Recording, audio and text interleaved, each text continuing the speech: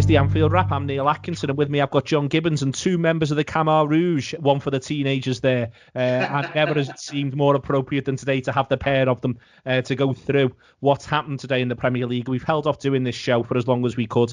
There's still news coming out, not leaking out, that's the wrong way to phrase it, but news coming out about the Premier League's meeting today and the knock-on effect. The first thing, Andy Heaton, the first thing to note is that at the start of the meeting, it was made pretty crystal clear from the FA that there is an expectation there will be relegation this season, and that's a pretty significant development in this whole story. Yeah, I think that was going to be a pillar that a lot of the sides that we're going to talk about in the show were going to build their arguments upon, that it should be, voided in the interest of fair play and one thing and the other. So to just clear through all them arguments straight away for the FA to come in and go, no, listen, this is non-negotiable. It will be decided one way or the other on sporting merit. So whether the games are played or not, to be clear, teams will be getting relegated, teams will be getting into Europe, and we will be declaring champions, which straight away makes you think, and we'll get into the neutral grounds things later in the show, but it changes the landscape immensely. I know it was hinted in the week in a couple of the papers this was going to come and this is what the FA was saying, but to put that at the start of the meeting just clears the air totally and probably takes a lot of tension out of it as well. It's one where they can want there to be a lot of tension taken out of it. They can want to remove the idea of relegation in the bottom half, John, but ultimately, the FA does have a role to play. It's got a role that's enshrined, a role it arguably hasn't played actively enough with the Premier League, and that's one for a later day, in one sense. But in doing that, in saying that there has to be relegation, there has to be sport and merit arguments, they're echoing UEFA, they're echoing FIFA. There's nothing here that should be surprising, but it does change the picture for the way those clubs are looking at it. Yeah, it does. Yeah, I mean, I've been sort of quite impressed by the FA, really. I mean, that's from a very low bar of expectation. I'll let everyone know. But yeah, to step in at that point and just sort of say, look, you can sort it out amongst yourselves in your own league, but these are the parameters. I think shows decent leadership, and you feel like they're correct to do so. It I believe, from what you read, as you said, got rid of the tension in the room, as you say, and you just, for those of us who do want football back or want a resolution, one way or the other, I guess, to expand that slightly, it's just getting over the barriers each one as they come, isn't there? And the fact that, it's one less argument to have, it's one less stumbling block, and that's sort of a good thing, really. And now it seems to be coming down to, well, where are we going to play these games, and can we sort of get them on? And so you feel like although you're not getting as much progress as maybe you want, it would have been great to have had a more sort of formal announcement today, if you like, or a bit more of a footy's back this date, like they've seen in other countries. Although the progress seems slow, it does seem to be progress in that there's the moving past things they can argue about. I think that's one of the things to take from this, Gareth, is, to me, that's what you're seeing here is week by week, this is incrementally moving in a general direction.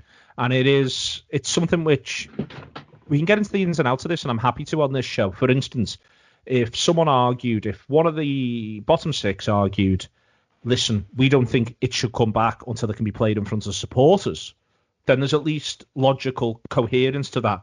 People might say, well, clubs will struggle to survive. What about the whole pyramid? But someone could say, no, football without fans is nothing. This is my position. Until the supporters safe in the ground, we don't want it to come back. But that's not what you've been getting. What you've been getting is what's felt like roadblocks in the way from each of these people who runs football clubs, none of which actually stand up to much scrutiny. And all that I think you're seeing is the other Premier League clubs are going, okay, you've got a problem with that, we'll look at this. You've got a problem with that, look at this.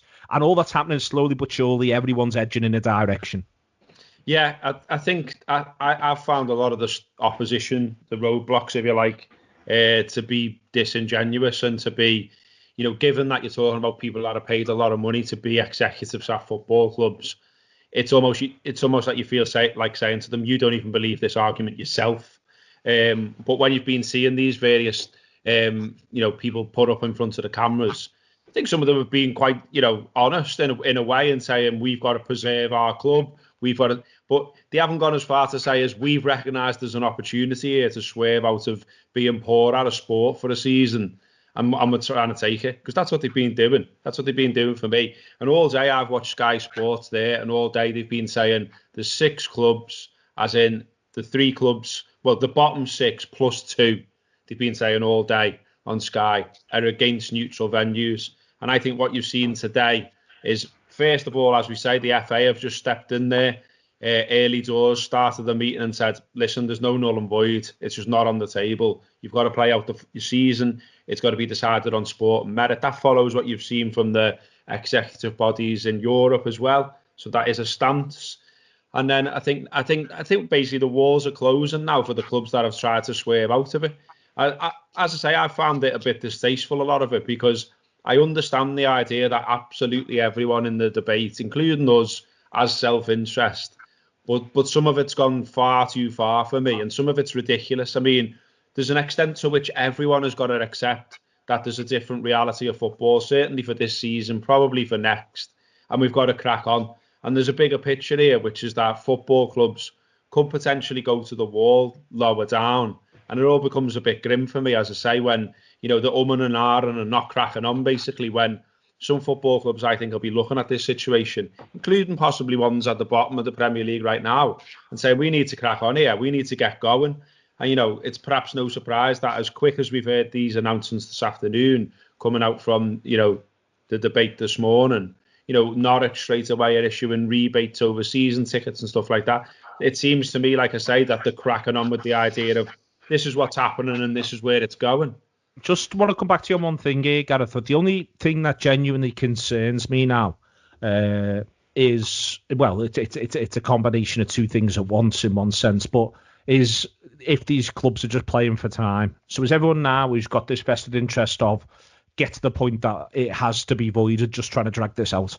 That's my only real sort of sense of any way in which they can impact this now, as if they just manage to run down a clock. Now that clock will be man-made. That might not actually be possible.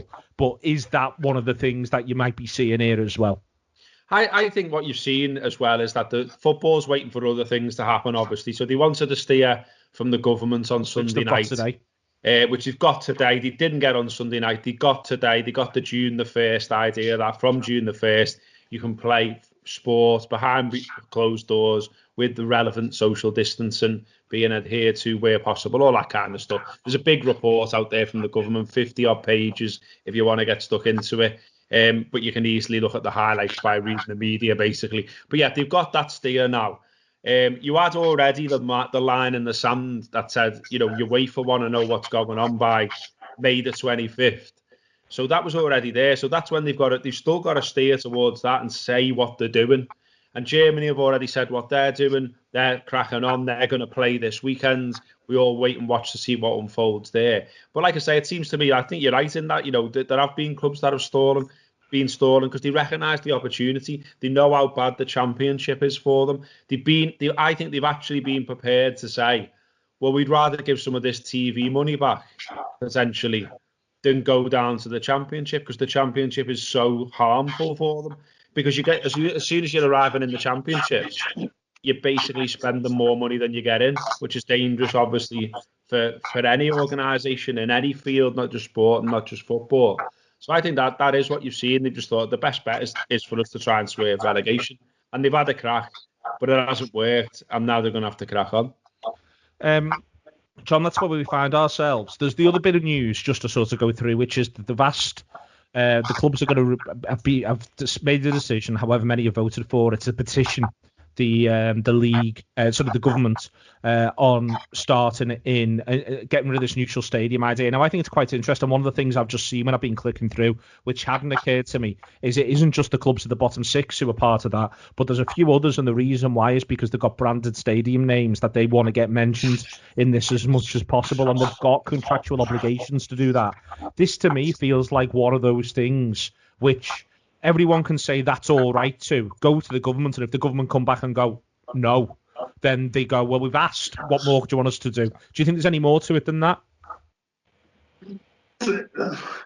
No, I think probably not. I think there's a situation where this has come up in a debate, and someone has said, look, we don't even know if this is possible. We're arguing over something that we don't even know if we can do or not. So let's ask the question and then see where we're at, which seems sort of sensible to me. I mean, it's funny, isn't it? That all the time this throws up things that you haven't even thought about, and branded names and things like that wasn't something that. You guys have touched on what's next, I must say. No, but we've got into a lot of detail as well, and we didn't get to that. I've heard about the spreadsheet. I've heard it's quite a beast. But it's, I suppose it's something that football clubs have to think about, and it's pressures on them, and you might not like it, and you might bring up against modern football fibre in your body, but it's a reality, isn't it, for those clubs? And so if they're not kind of bringing that up or thinking about it, I guess someone else soon will with them. So I don't know. I think this is a one of, well, look, before we even find out, before we even have this argument anymore. I imagine they've argued over it for about half an hour. It's done someone's head in. And someone's gone, hello. Yeah. Should we just check if this is possible before we waste any more time on it? I would gather. I don't know what the governments are going to come back with. My instinct is they'll say no, but we'll wait and see. You never know. I think they'll be keen for them to come back as well. So it just kind of depends, how much pressure there is really, and how much of a deal breaker this is for the Premier League. I would suggest that it isn't as such really, and they're just sort of trying it out. Honestly, it just reminds me so much of Crete 1991 when I was badgering my ma to go on the parasailing, and she was going, no. And in the end, she went, go and ask your dad, because he used to listen to me, our fella. And my dad only said yeah, and there was fucking murder anyway. Well, but on that hand, if they say yeah, well, if they go and the league say yeah, the government say that's absolutely fine. I mean, at the minute, the police advice is no. But if they are able to say to the police, well, can we do it? And if they say yes, then, well, I don't see what the problem is. If anything, it gives clubs the opportunity to dress the stadiums in club colours, which would be pretty cool. It'd be great to get a load of the brilliant banners that we've got on the Kop for the entirety of the match if Liverpool were playing. It's not a negative, this. If the government say, well, you can play in your own stadium, that's not a negative not from a Liverpool point of view, but from any club's point of view. I just think, well, that's great. We can crack on. We can play in the stadium themselves that we want to play in. Well, Gareth's brilliant on this, just around the wider context of the stigma of football fans, and the insinuation that we wouldn't behave or we wouldn't adhere to rules or not be allowed near our home stadiums. And I'm easy with anything. I mean, if you said to me, what would you rather have? Obviously, you'd rather have it played out at Anfield. But at a juncture where they're now going to ask the government, and you'd expect they would want more than just a flat no. They would want an explanation as to why not, and see where they go from there. But I mean, if it's managed correctly, given the current situation where we were a couple of weeks ago, why I think you're exactly right. Why wouldn't you? Gareth, there's a real opportunity, I think, to have supporter culture present in stadiums. If you can play in your own ground, that's no bad thing. And I do think Andy's right to sort of say there, you've been saying all the way through this perception that if we have supporters, if we have games in grounds, then what's going to happen is loads and loads of football supporters are going to come alive. There were people doing congas in Warrington. There's all sorts of images of lots and lots of people gathered together. Some of those will be football season ticket holders. Some of them won't be. Some of them will just be dickheads. Some of them will be sound. Some of them will regret the decision that they've made after the fact. They'll all just be humans. And all this just gets missed, I think, in all the noise. Yeah, there's some very unfortunate labelling, and that always sort of goes on. And I think the idea of turning to the terminology football fans is just a really easy and lazy thing to do. It's why we reacted in the way we did to Joe Anderson's comments. And look, Mark Roberts is. I'm not a fan of Mark Roberts. I've got to say, he's the head of the UK's football police. Yeah. And he's come out with some absolute nonsense over the years about football fans and football fans' behaviour and how much they need to be policed and otherwise. And basically, he's the one that's leading the government position at the moment, I think. And there needs to be proper consultation with the local police, importantly, not just that fella, because I think, for instance, no matter what you think of the police and no matter what your broad brush opinion is of police, I think the local policing of football on Merseyside is actually really good. And I would say it's among the best in the country. And I would want the government to be consulting with Merseyside police about whether it was viable that Anfield could be used, not Mark Roberts, because Mark Roberts will come out with broad brush stuff. I mean, look, some of the stuff that he did say, you know, I had a degree of sympathy with, and I can see where he's coming from, and especially, you know, given the circumstances, we've got to always say that. And he said, you know, playing out 450 odd games at 92 stadiums is an impractical burden, given, you know, what the police, ambulance and local authorities are generally dealing with right now. And that's where the neutral venue idea grew from. I think there's something in what you said in that, you know, if this went down a legal road in future and the Premier League could literally say, we went back to the government though, and we said we didn't want neutral venues, and they said, no, you've got to go down that road. So by going down this road, they're covering themselves legally, I think, as well, to any future challenges when a side does go down and they say, yeah, but, you know, like another thing all day on Sky, like work out where this one's come from. It's all day on Sky. Southampton have played 15 home games, but Aston Villa have only played 13. That's not fair. That's not that. There isn't a level of sport and integrity there. It's almost like that's being briefed by someone at Villa, for instance, but I wouldn't know. But, you know, they've constantly talked about integrity over and over again and fairness, but it applies to everyone. Like Liverpool want to play at home, Everton want to play at home, United want to play at home. Everyone with any kind of beef in the league wants to play at home, and it's these clubs that have been banging the drum. But on Mark Roberts, he said, you know, he says like, we're talking about integrity, but then you've got people dying. And he says, you know, there's a bigger picture here where football isn't that big of a deal. He's right on that. He's absolutely right on that bit of him. I agree with that statement that he's just said there. But how many neutral venues? What are the neutral venues? And how much harder would it be to police all the venues in the Premier League, over 8 of them, or over 10 of them, or over 5 of them? I think that's what they should be looking at. They're the practicalities they should be looking at.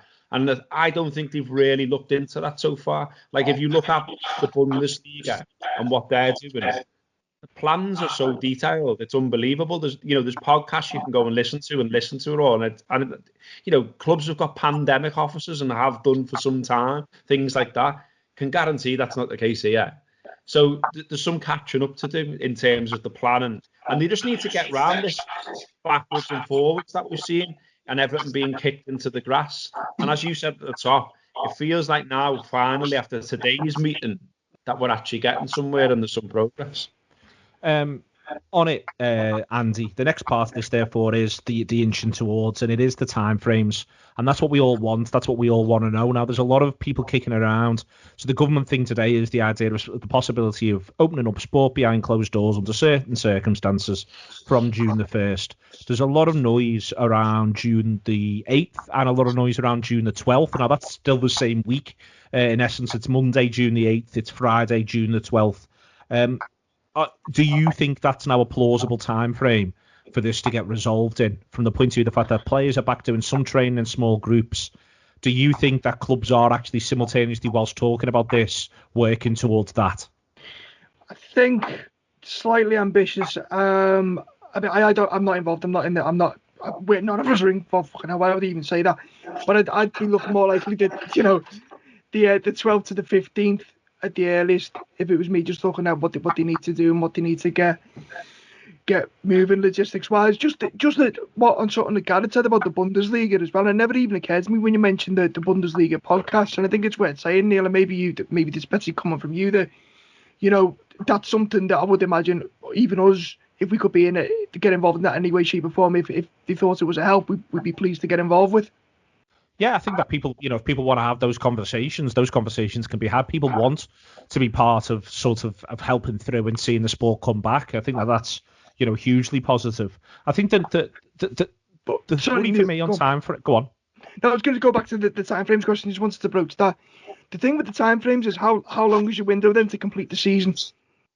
You know, how many you talk about fulfilling your fixtures and all that stuff, and you've got even stuff as simple as, you know, the clubs where you've got towns where there's 3 or 4 different clubs, like Liverpool don't play on the same day that Everton don't play, and, you know, if Everton have got X amount of home games, Liverpool got X amount of home games, Man City, Man United, and it sounds daft, but if you're going to compress so many games into such a small amount of time, you've also got to bring travel and logistics into it. So you're going to drag players up and down the country.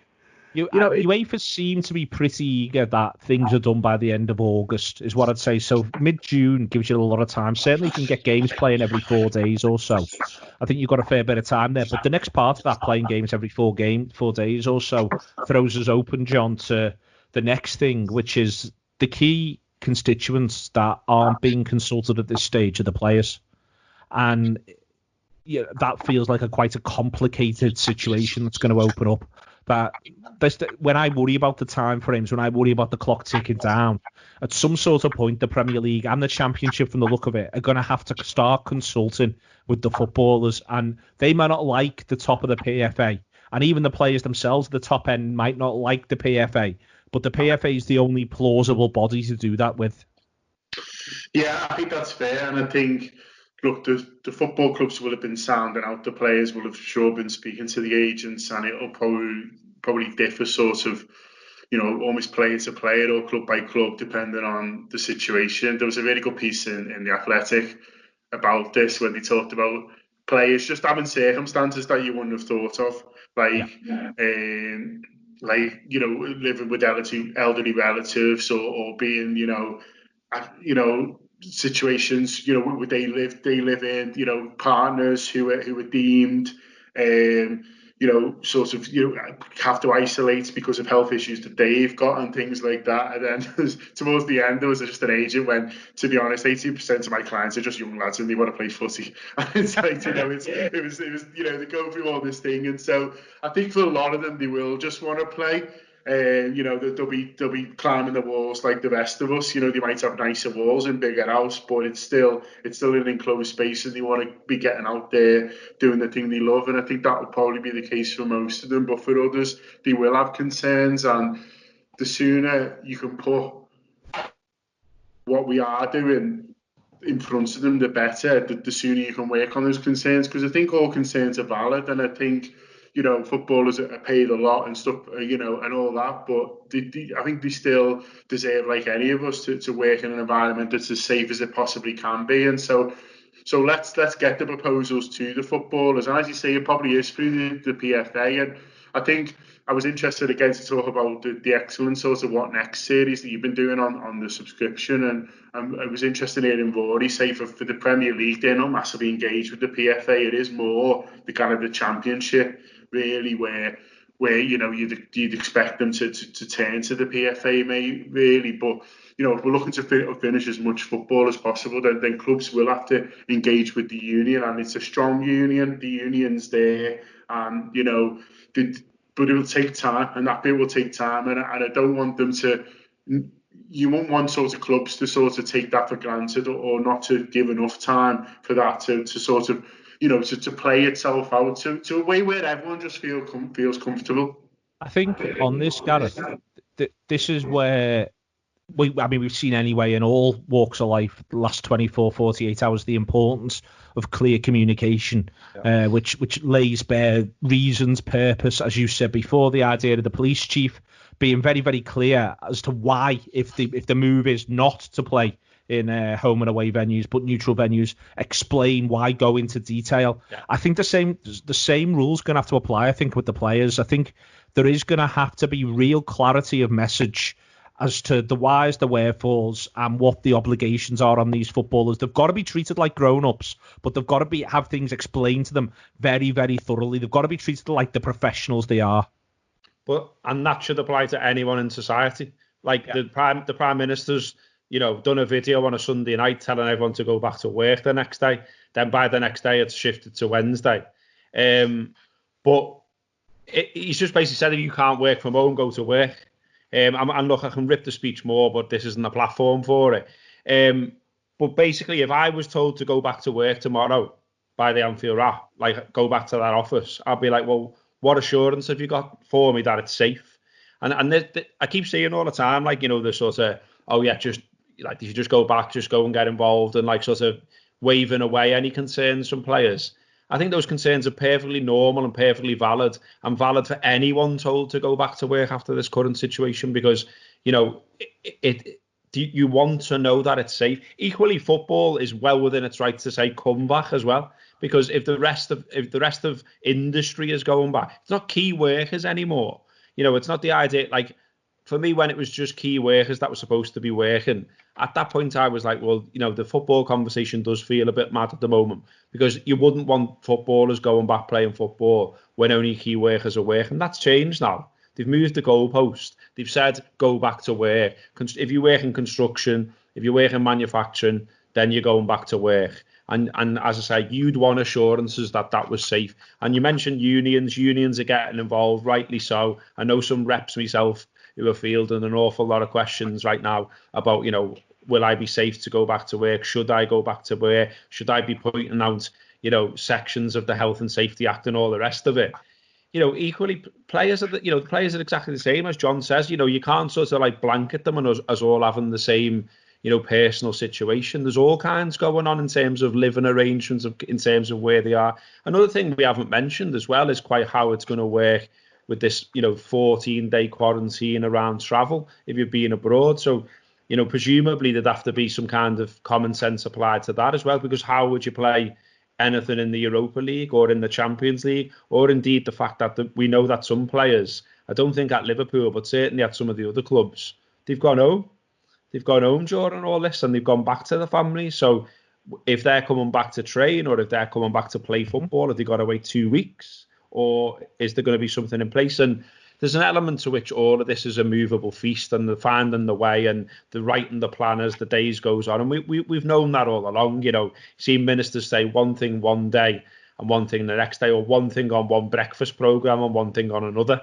So, the idea that, that there is a 50-page plan, but I've had a skim read of it.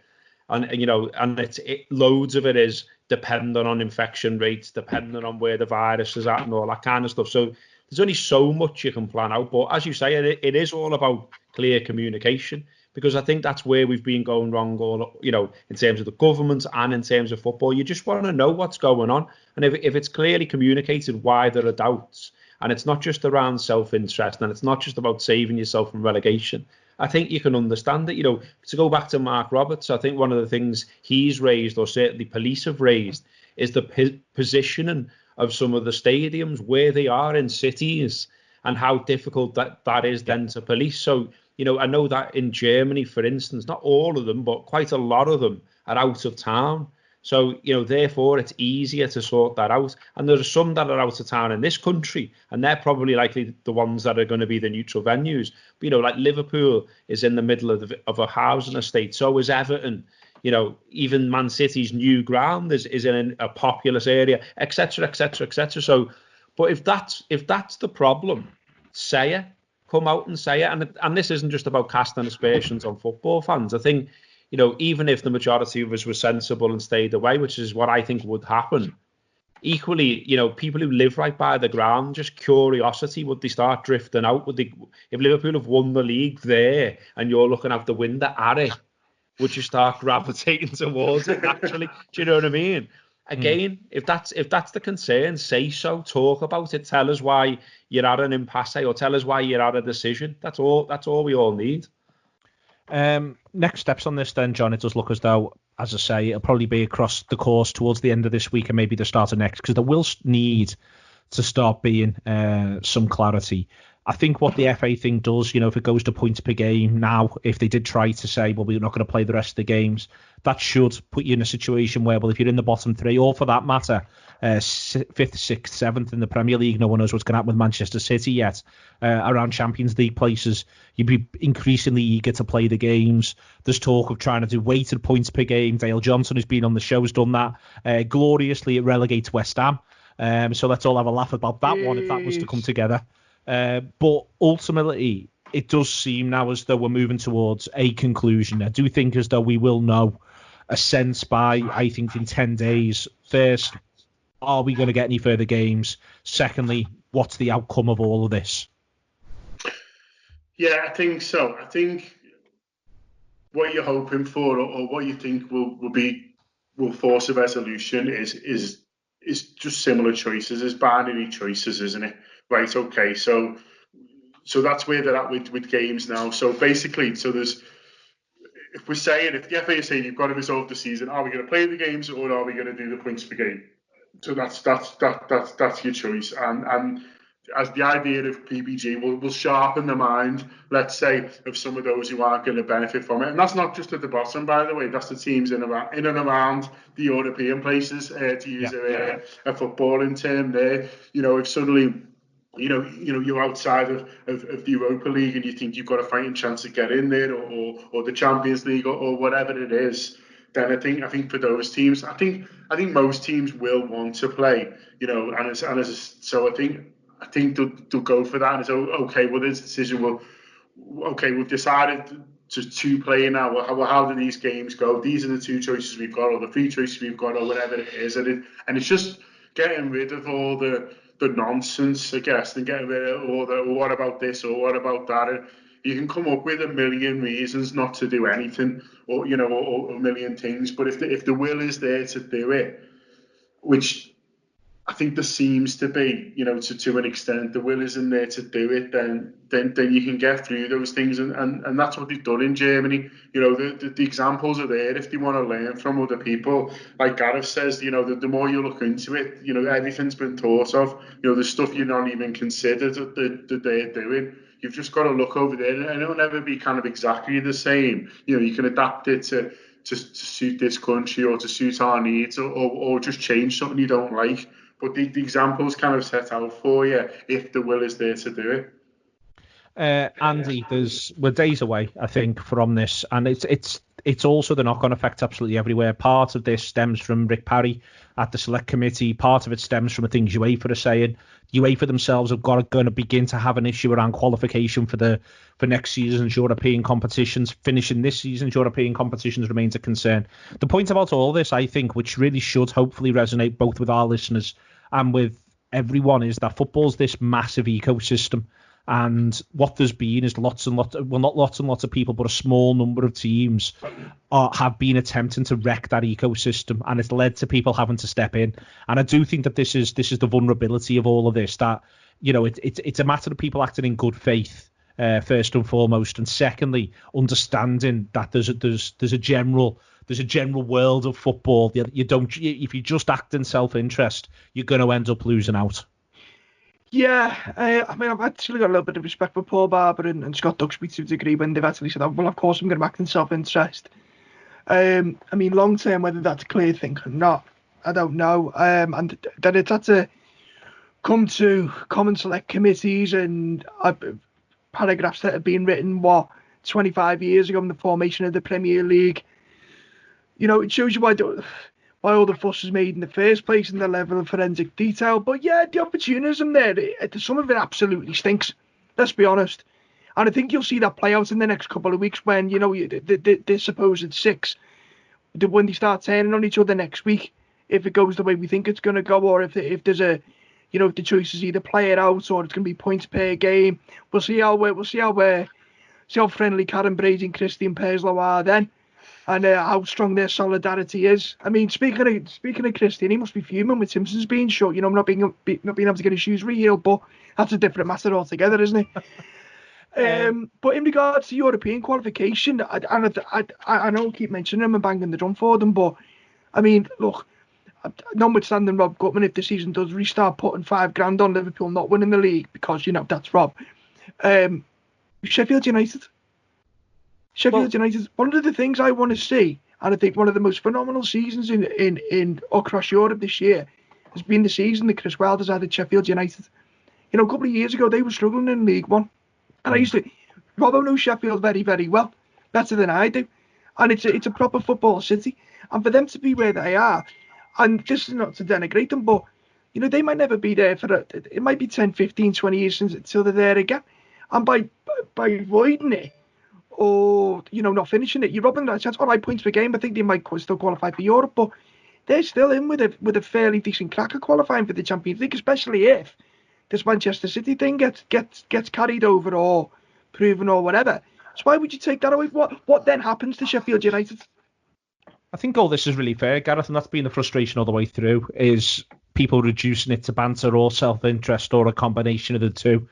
I think, it does seem like it's nearly there. You'd have thought there will be that clarity very, very soon. There will be a plan very, very soon. I think that's written down.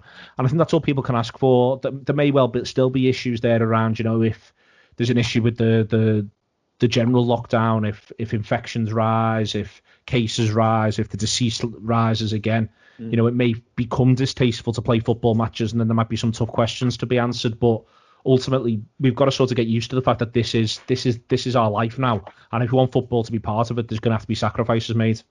Exactly that, and that's what I found frustrating about it all the time. For all the talk about, this isn't fair, and they played more than us and all that. No one knew it was going to come as quick as it did and affect the game as soon as it affected the game. It was all pretty quick that it got shut down. And so everyone, as you said before, it's just about approaching it in the right spirit. And loads of it hasn't felt like it's in the right spirit. Even, the Perslow stuff around, what happens if one or two of your best players get coronavirus? Like, what happens then? Well, who decides who the best players are, and how does that work? And also, I think he mentions McGinn's been out since December anyway with an injury. Just on that, Robert. Sorry, mate. He mentions Grealish, his own player, who broke fucking lockdown. I know. But McGinn, McGinn's got an injury, so I think that's the best example in that, random things happen sometimes and they affect sports. This is one of them. And so, it's all well and good to say, what if 2 or 3 players get coronavirus and can't take part? Well, what if they were injured as well? Like, we're not going to say you don't play then, do we? You have to crack on. Same as the stuff, it feels like it's in a good spirit to say, well, let's have more substitutes. And then it's used against the idea almost, well, the top clubs, that's better for them. And it's like this constant, no, though, like people are looking for solutions and you're just pissing on them for the sake of pissing on them. And I think that's been my problem with the debate. As Andy said, you sort of have a begrudging respect for the fellas who just come forward and said, I've got to think about my club. That's literally what my job is. But when you're taking it to extremes where you just look a bit daft, and I think, Karen Brady's looked a bit daft, Christian Perslow's looked daft, I think you lose respect then, and you lose your voice in the debate as well. Go to Talk Sport and say stuff like that. You'd be branded as someone on Talk Sport talking out your arse, and that's exactly what we got. Okay, last little bit is to mention all the work we've been doing on this, on What's Next. John's mentioned it a couple of times. If you haven't subscribed to the Anfield Wrap, you can do.